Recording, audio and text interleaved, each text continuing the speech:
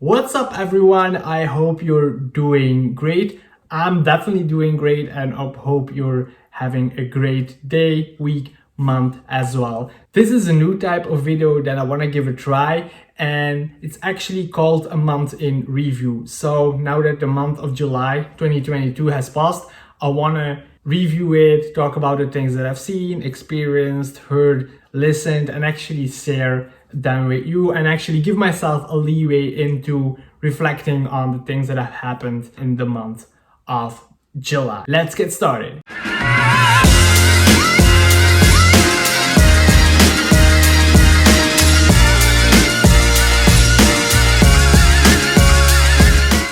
The first thing that I want to touch upon are actually a series of books that I've started reading called The Burning. So here's the first book.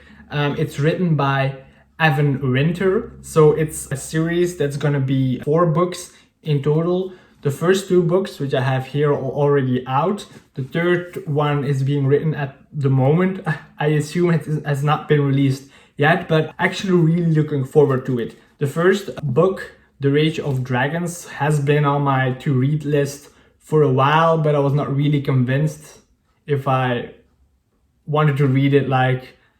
Like the summary itself was not necessarily attracting me to an extent that I really wanted to read it as soon as possible. But eventually I said, okay, it's on my list. Once found it interesting enough to add it, so I went ahead and bought it secondhand. I think I bought it on Amazon. That's where I actually buy all of my secondhand books. And actually the first book was really great. I think I gave it a 5-star on Goodreads. Yeah, it's really, how should I say, the summary that I read about it before buying the book definitely doesn't do justice to the quality of the book itself. It's really something for the fantasy readers among you. And yeah, definitely check it out. So it's The Rage of Dragons by Evan Winter. That's the first book of the series.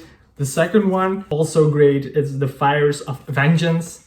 So actually continuing the story, of course, with the main character and seeing their development there as well. So I recommend it if you're a fantasy reader. The second thing that I want to talk about is Luck, which is a mini-series of the Athletic Football podcast, and it talks about the life, or the football life specifically, of Andrew Luck and his quote-unquote unexpected retirement at the age of 28, I believe, leaving the Colts without a quarterback after they moved on from Peyton Manning to get him in the draft. That is just an interesting story. First of all, the episodes are really well paced. The pacing is really great. Each episode is around 45-50 minutes, and like, it's an enjoyable listen, especially if you're a football. It's interesting in the sense that even though football is something that Andrew Luck really loved, but still the injuries that he had, the mental and physical struggle he had to go through or went through, that drove him to the decision to retire from the game. And it gives a different perspective on football, on sports, on professional sports as a whole. So I highly recommend checking it out. In the realm of sports, something that I've started doing to actually improve my workouts is picking up a jump rope so I can learn double unders. My workouts, which are actually CrossFit workouts that I do, I follow the Mayhem Athlete program, the Minimal 30, which basically gives you a workout 5 days a week of around 30-45 minutes. And one of the things that they often do is double unders, which is with a jump rope. For people who don't know double unders, that actually means every time you jump, you would spin the rope twice. So that's something that I do in their workouts or in CrossFit in general. And that's something that I didn't do. I always substituted with jumping jacks, not even single unders. Because the main reason is that I didn't have a jump rope that I could use. So what I did, I was like, okay, double unders are used a lot. I don't want to substitute it every single time. So I'm gonna buy a jump rope so I can learn single unders. And once I have the single unders, I can go to the double unders. So I did some research online, and I found that the best jump rope to learn, actually single unders or double unders, is a beaded one, because it's heavier than the average jump rope, and it's good for beginners because you're more aware of where the rope is, and it will help you when you're learning to do single or double unders. So I bought one from Dope Ropes, It's one of the brands that I found online that's based in Europe that ships a rope to my place. So now I'm 1.5 weeks in, and I can do I think a decent amount of single unders like in 30 seconds or a minute. So I think it's okay progress considering I've never done any jump rope stuff before in my life. So yeah, I want to build on the single unders, and then at some point when it's good enough and I feel comfortable enough, I will move on to the double unders. Talking about workouts and trainings, one of the new things that I tried is this drink from No Carbs company. I actually don't know how you pronounce it. NOCCO? Is it NOCCO? Is it NOCCO? Oh, probably it's NOCCO. They have like this BCAA drink that it also has caffeine in it. So normally before training, I take a pre-workout, which has caffeine in it. But I was like, let's give No Carbs company a try to see if I can replace it, just to have a different flavor, to have a different drink, and to see how it affects my training. So the first time I gave it a try, and actually the second time as well, I noticed that it gave me a bloated effect. I think it's because it's carbonated together with the BCAA, because normally carbonated drinks, I don't have a problem with it. So if I would drink a Coke, I mean, it's totally fine. And of course, they don't have the BCAAs in it.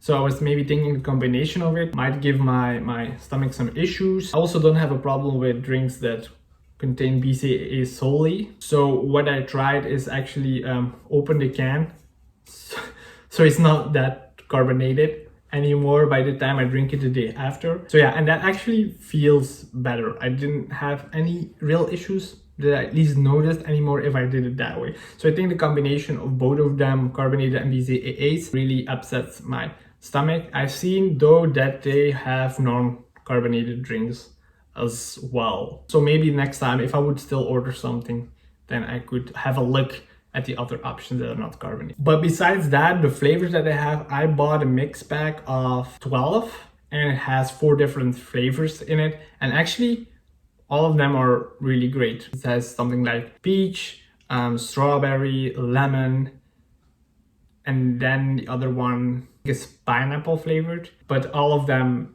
actually taste really good.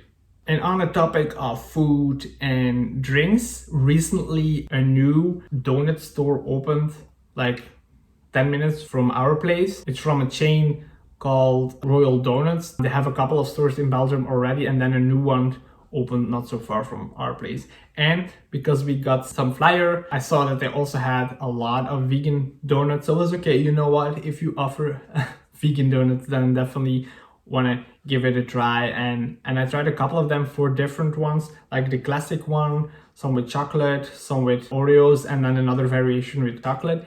And they were pretty good. Last time that I ate donuts, I don't know, it's probably more than 5 years ago. It was definitely a good variation to what I normally eat as an athlete. So it was something good to try on a rest day. And I will also talk about some dancing, because that's also some stuff that happened in July. As you saw in my previous video, I went to Portugal, specifically Faro, for the Forum Urban Dance event, where I participated in the 1v1 dance hall and where I got the first place. So I brought the trophy home, which was of course super great. And now I'm training for the next event, which is the Bombaclat Dance Battle, which is a battle at a festival in Belgium. It's taking place on the 26th and the 27th of August, both the festival and the battle, and it's in Zeebrugge in Belgium. So for people who want to join the battle or just want to enjoy the festival, do come over and join with us in the fun there. Besides battles, there's also a workshop of Ali, a Jamaican dancer. He's living in France, so it's not super far from Belgium, and he will be teaching a workshop in Antwerp at the Art Festival on the 20th of August. So I will normally do the workshop, so I will drop all information about the workshop in the description. So if you want to participate, you can find all information there. This is the end of my first month in review. If you have any feedback on the format of this video, if you want to see it again for the upcoming months, please do let me know in the comments. If you enjoyed this video, don't forget to hit the like button. even if you didn't like the video but still managed to watch it up until this point, you might as well hit the like button as well. And while you're at it, don't forget to subscribe, and I will see you in the next one. Kobo out.